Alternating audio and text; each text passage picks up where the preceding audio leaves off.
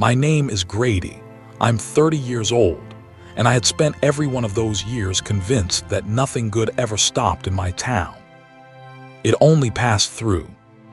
I ran a diner on the old road, the one people call the Mother Road when they want it to sound romantic. The Ocotillo, my mother named it, after the spiny desert plant that looks dead 11 months a year and then throws out red flowers like it has something to prove.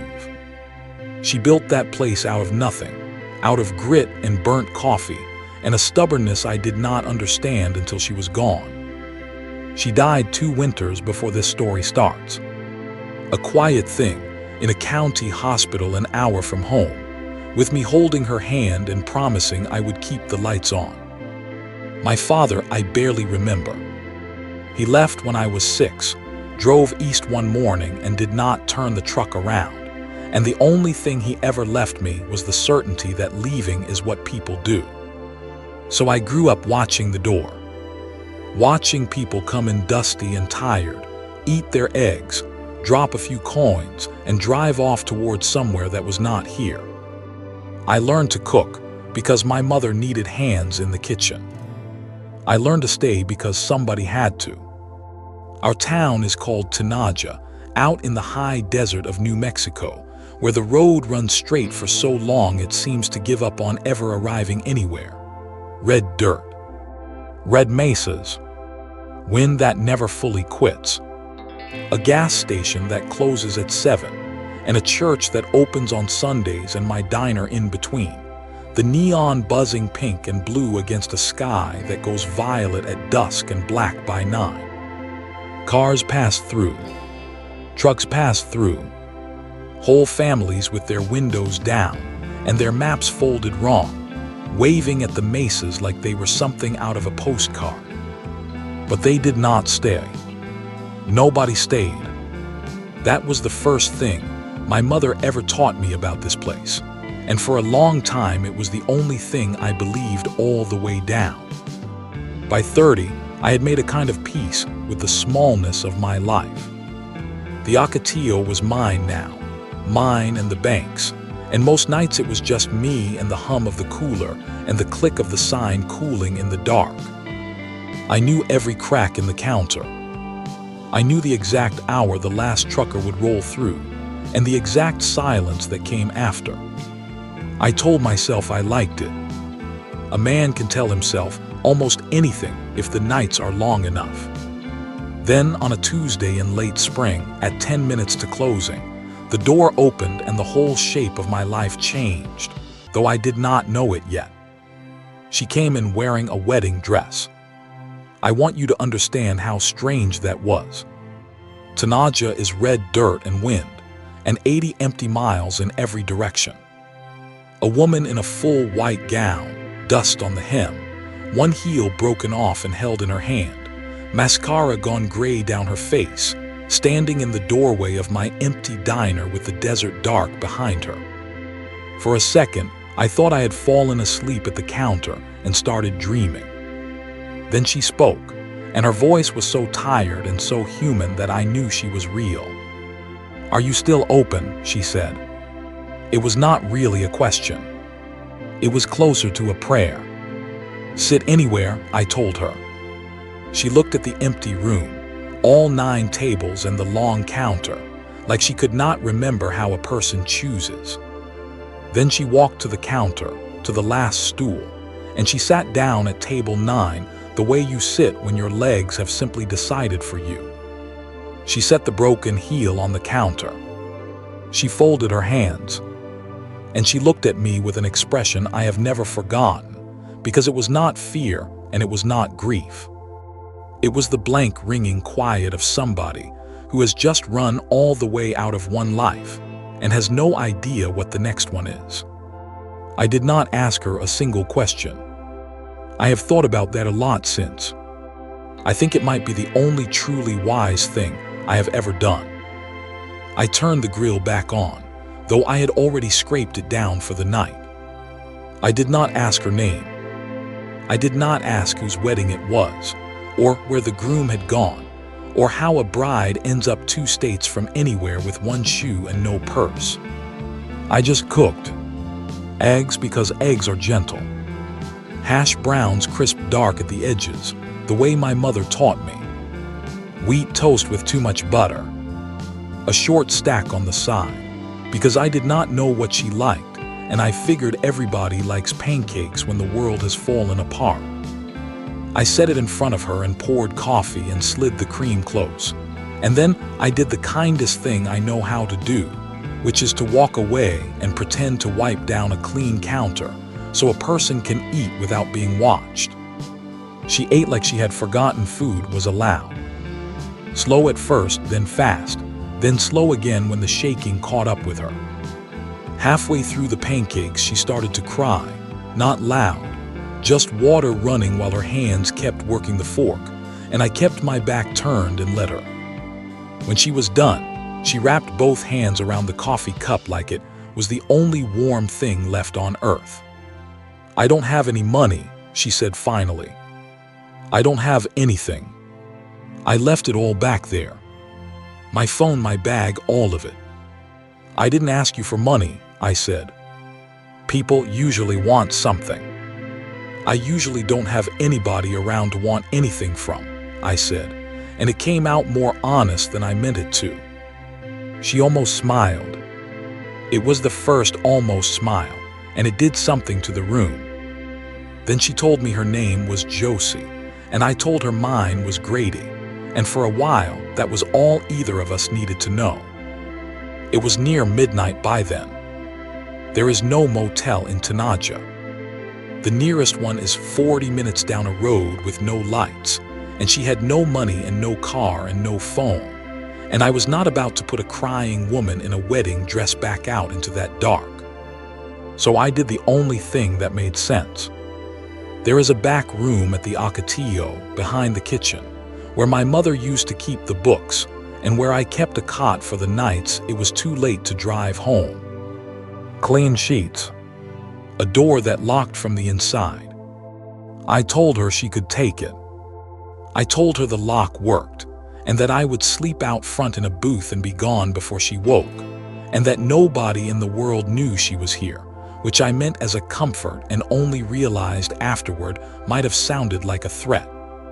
She looked at me a long moment, measuring, the way you learn to measure people when the last one you trusted turned out to be the wrong one. Then she nodded. "Thank you, Grady," she said. "I have been thanked a lot of times in my life. Nobody had ever made my own name sound like that. I expected her to be gone by morning." That is what I told myself as I lay in the front booth with my jacket for a blanket, listening to the wind work at the windows. People pass through. People leave.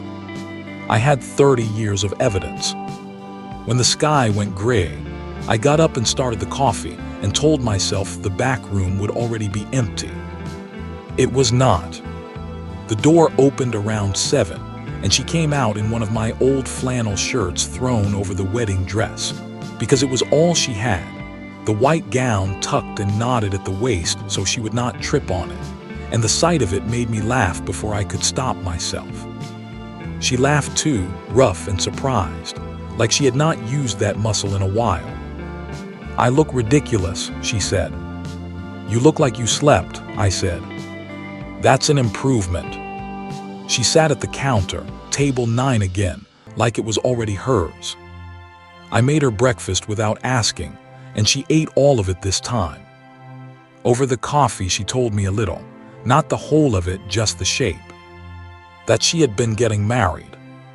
That somewhere between the rehearsal and the aisle she had understood, all at once and far too late, that the life waiting for her was a beautiful cage.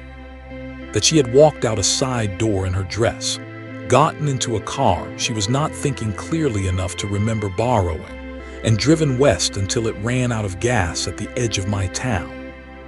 That she had walked the last 2 miles in the dark and seen my neon sign and thought, that light is the only thing out here that looks awake. "I'll figure something out today," she said. "I'll call somebody. I'll get out of your way." But she had nobody to call. I could see that. When she said she would call somebody, her eyes went far off and came back empty. Whoever she had left them all standing in that other life, and going back to any of them meant going back to the cage. So I said the thing I had not planned to say. "You don't have to figure it all out today," I told her. "The room's not doing anything. Stay a few days. Get your feet under you." And honest, I could use the help out front. My last waitress married a rancher and moved to Colorado, and I've been running this place with 2 hands and no plan since March. That last part was true. The rest of it, the part where I wanted her to stay for reasons that had nothing to do with waitressing, I kept to myself. She studied me again with that careful look. "Why?" she said. "You don't even know me." "Because somebody once told me nothing good ever stops in this town," I said. "And I've spent my whole life believing her. I guess I'd like to be wrong about one thing before I die." She was quiet a moment. Then she picked up the little green order pad off the counter and held it up like a question. "Show me how the tickets work," she said. And that was how Josie stayed. Here is a thing nobody tells you about a person who is running from a beautiful cage. They know exactly what freedom is worth because they paid for it, and they do not waste a minute of it. Josie learned the diner in a week. She learned the regulars faster than that. She learned that old Sully, the gravel hauler, took his coffee black, and his eggs wrecked and tipped in silver dollars he kept in a coffee can. She learned that Fern from the feed store came in alone on Thursdays since her husband passed, and mostly wanted somebody to talk at for an hour. Josie gave her the hour. She gave everybody the hour. Within a month, people were driving in from 2 towns over, because word had gotten around that there was a woman at the Ocotillo who remembered your order and asked about your knee and made the coffee taste like somebody meant it. Business, for the first time since my mother died, went up. But the thing I remember most from those first weeks is the flowers. Josie could not sit still on her mornings off. She walked.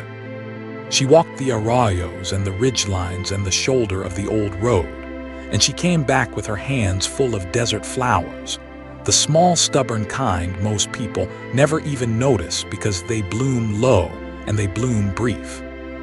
Purple asters, little yellow desert marigolds, the papery pink of a wild 4 o'clock, globe mallow the color of a struck match. She pressed them flat inside the pages of an old phone book from the back room, and when they were dry and thin as breath, she started keeping them in a big glass jar on the counter, right beside the register where everyone could see. "What's the jar for?" I asked her once. "Proof," she said. "Proof of what?" She thought about it. "That something good can come out of a hard place," she said. "The desert looks like it's got nothing to give.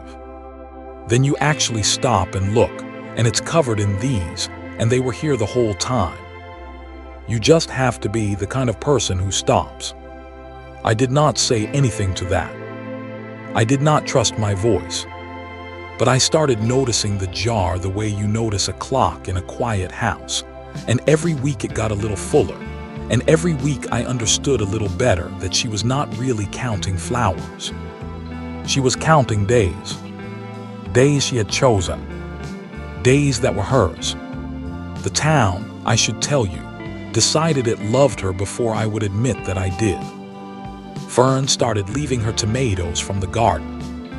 Sully fixed the busted hinge on the back door without being asked and would not take a dime. The Ocotillo, which had been my whole small, lonely world, filled up with a kind of light I had not felt since I was a boy, back when my mother was young, and the place was new, and the future still felt like something coming toward us instead of something already behind. I told myself not to want it. I had 30 years of practice at not wanting things that leave. I lay awake in my house on the edge of town and reminded myself that she was passing through, same as all of them. That a woman like Josie does not end up behind the counter of a desert diner on purpose. That one morning I would open the door, and the back room would be empty, and the jar would be the only thing she left behind. I was wrong about nearly all of it, but I had to be shown, because I was too much of a coward to hope on my own. The night I stopped pretending was nothing dramatic. It was a slow Sunday in early summer, the dinner rush already gone, the sky doing that thing where it turns the color of a bruise healing. Josie was refilling the ketchups, which is the loneliest job in any diner, and I was leaning in the pass-through window watching her the way I told myself I was not watching her. "You know," I said, trying to be funny, trying to say something before I said something worse, "of all the places you could have broken down, you really picked the worst diner out here. One road, no motel. A cook who talks to the cooler. You could have run out of gas in front of anything in 3 states, and you got the Ocotillo." I meant it as a joke. A little self-put-down, the kind you toss down like a coin so the other person can't see how much you're hoping. She set the ketchup bottle down. She looked at me across the empty room, across all 9 tables, across the jar of flowers glowing on the counter, and she did not laugh. "No," she said. "I didn't pick the worst one. Josie, I've seen the place. I'm the one who scrubs it. I picked the only honest one," she said. "Everywhere I've ever been, people wanted me to be something. Prettier, quieter, grateful. You're the only person in my whole life who fed me first and asked me nothing. That's not the worst diner out here, Grady. That's the only honest thing I've ever walked into." I did not have anything to say to that. I have never been quick with words. That was always my mother's gift and not mine. So I just stood in the pass-through with a rag in my hand, and my heart doing something it had not done in years, and she went back to the ketchups, and the neon buzzed, and out on the dark road a truck went by without slowing, the way they always did, except that for once I did not envy it. That was the night I stopped believing nothing good ever stopped in my town. It had. It was standing right there in a knotted wedding dress, filling ketchup bottles, calling my broken-down life the only honest thing she had ever found. We did not fall into anything fast. I want to be clear about that, because I think the fast kind is mostly 2 people running from being alone, and neither of us had any running left in us. What we did was slower and better. We closed up together at night. We drove out past the mesas on my nights off to watch the stars come up so thick and low, you could believe the sky was leaning down to look at you. I taught her my mother's green chili stew, and she taught me that it was all right to laugh in the kitchen, that grief did not have to be the only thing I seasoned the food with. One evening in July, we were sitting on the tailgate of my truck out past the last ranch fence, the desert going cool and blue around us, and she leaned her head on my shoulder like it was the most natural thing in the world. I was so afraid of ruining it that I did not move for an hour. My arm went numb. I would have let it fall clean off before I moved. When she finally sat up, she looked at me and I looked at her, and I kissed her, careful, like she might change her mind, and she did not change her mind. That was the whole of it. A kiss on a tailgate under more stars than a person can count. But I had waited 30 years for a night I did not want to end, and there it was. After that, she moved her few things out of the back room and into the little house on the edge of town. Not because I asked. She said the back room had been where she landed, and she wanted to choose where she lived. She hung a curtain. She set a second jar of flowers on the kitchen windowsill. She started saying our, the way people do when a life is quietly turning into a shared thing. Our slow Tuesdays. Our stars. Our diner. I should have known it could not stay that simple. Nothing that good ever came free in my experience, and Josie, for all her new laughter, still flinched sometimes when a strange car pulled into the lot. She never talked about the wedding, or the man she had left standing at the front of it, or the family she had run out on. I did not push. I figured a person tells you they're ghosts when they are ready, and I was so happy in the meantime that I let myself forget ghosts have a way of driving out to find you. Then, on a bright, hard morning in August, a black car I did not recognize came off the old road, slowed, and turned into my lot. And Josie, standing at the counter with the coffee pot in her hand, went absolutely still. I knew before she said a word. You learn to read a person after you have watched them fill ketchup bottles for a whole summer, and everything in her had gone from warm to braced. The pot held out in front of her like it might be the only thing between her and whatever was coming through my door. "Josie," I said quietly. "Who is it?" "It's them," she said. Her voice had gone small in a way I had not heard since the first night. "It's Sterling. And his mother. That's their car. I don't. How did they even find me?" "Breathe," I said. "You don't have to do anything you don't want to do. This is my diner. You're behind my counter. Whatever this is, you're not doing it alone." She looked at me then like she was memorizing me, like she was afraid this was the last calm second she would get. And maybe she was. Because the doors of that black car opened, and out stepped the other life she had run from, dressed for a world this town had never seen. The man came first, Sterling. Tall, pressed, a watch on his wrist worth more than my truck and my grill and probably my whole building. The kind of handsome that has never once had to be kind, because it never needed to be.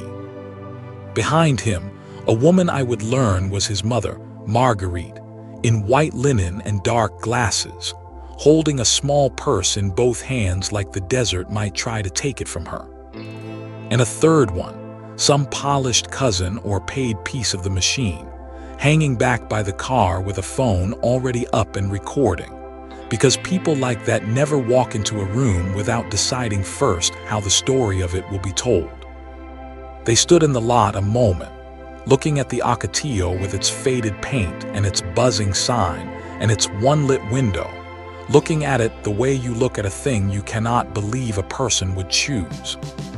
Then Sterling smiled a smile that did not reach anything, and he came inside, and the little bell over my door rang the way it rings for everybody, rich or broke, running or found.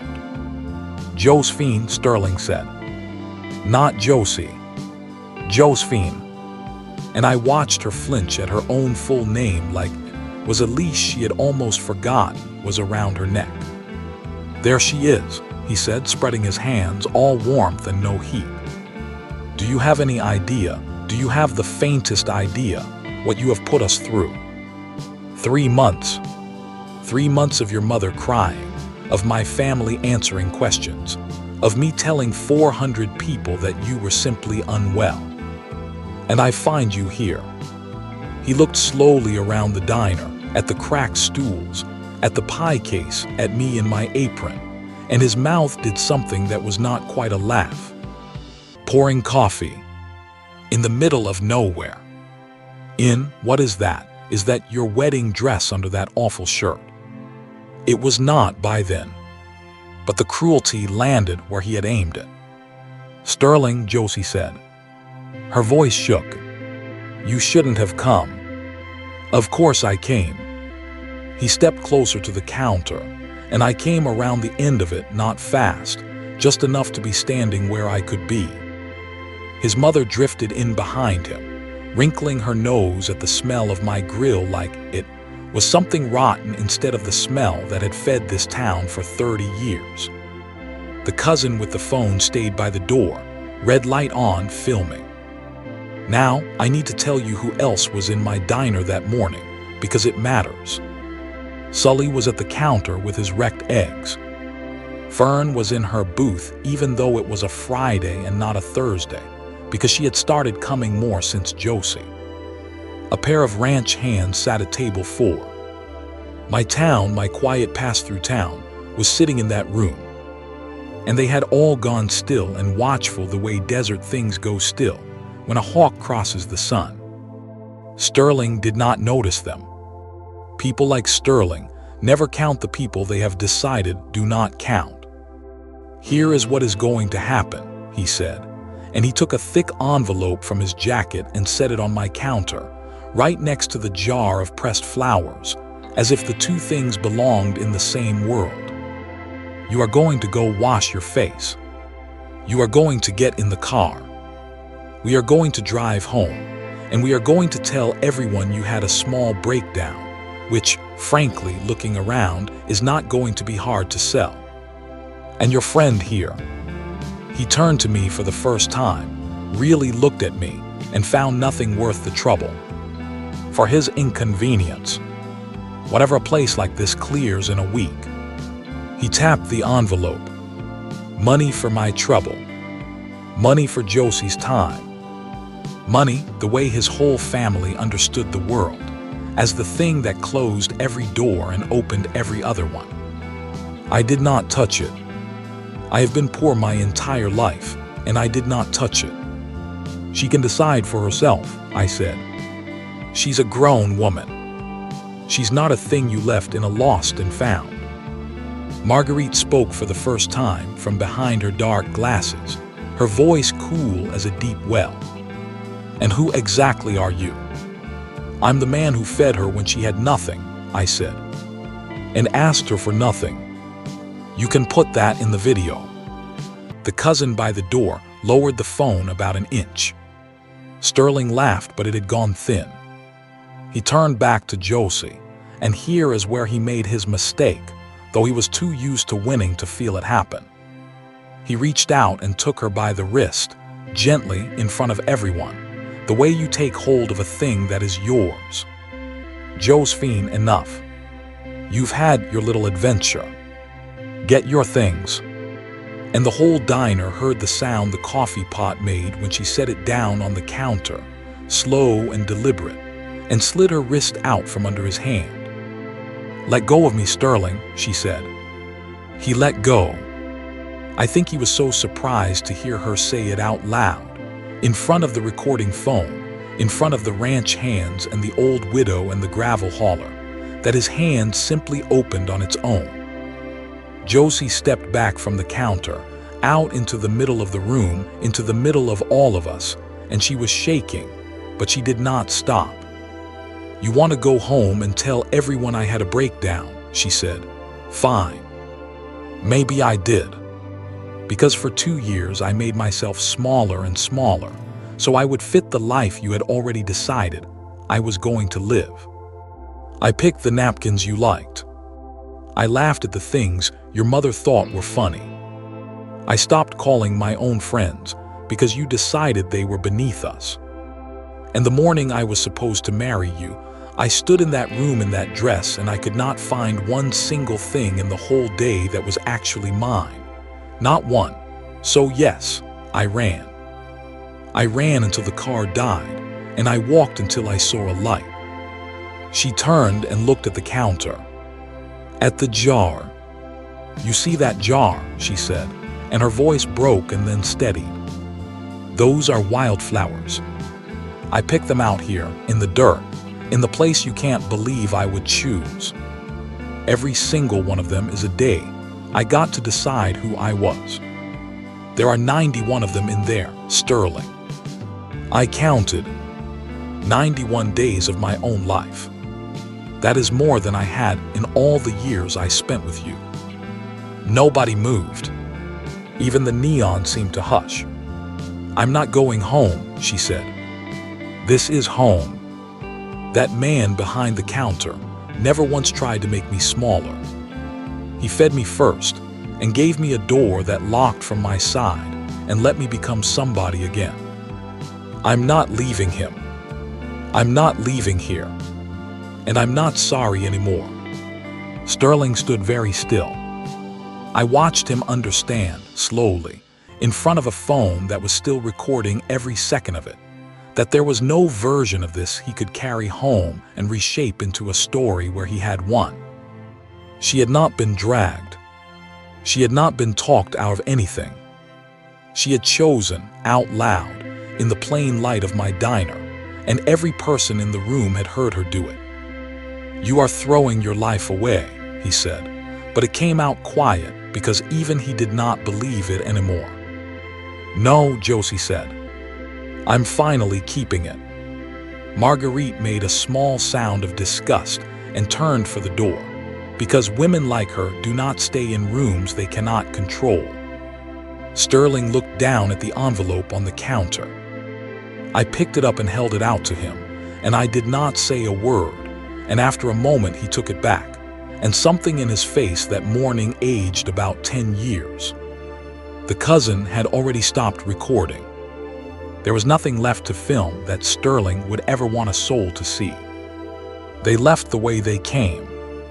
The black car pulled back out onto the old road, and it did not slow at the mesas the way the tourists always do.